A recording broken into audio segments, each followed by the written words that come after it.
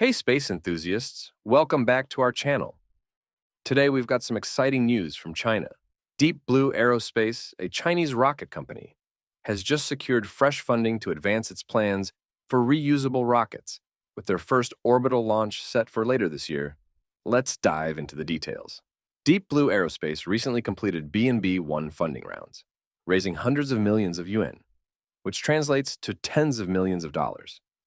This significant investment is set to provide strong momentum for the development of their reusable rockets.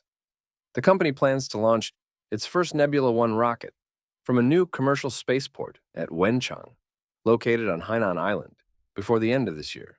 What makes this launch even more exciting is that they will attempt to land the rocket's first stage using retropropulsion and landing legs, marking China's first attempt at launching and landing an orbital rocket. In May 2022, Deep Blue Aerospace successfully performed a kilometer-level rocket launch and landing test. They are now working towards a vertical takeoff, vertical landing (VTVL) test, with the first stage of the Nebula 1, which is expected to happen by the end of June. The Nebula 1 is a two-stage launcher with a diameter of 3.35 meters.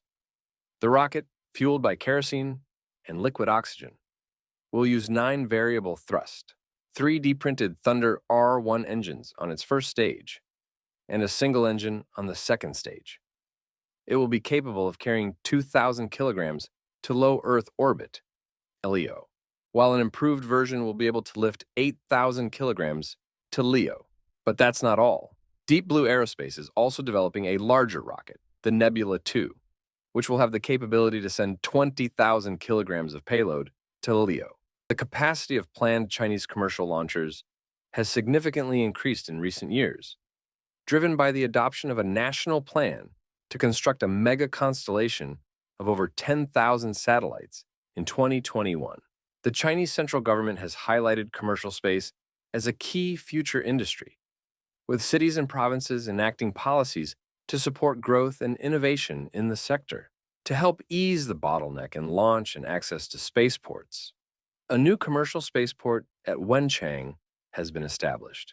This is crucial as China's launch activity has skyrocketed in recent years, and a large increase in the launch rate will be needed to construct new constellations.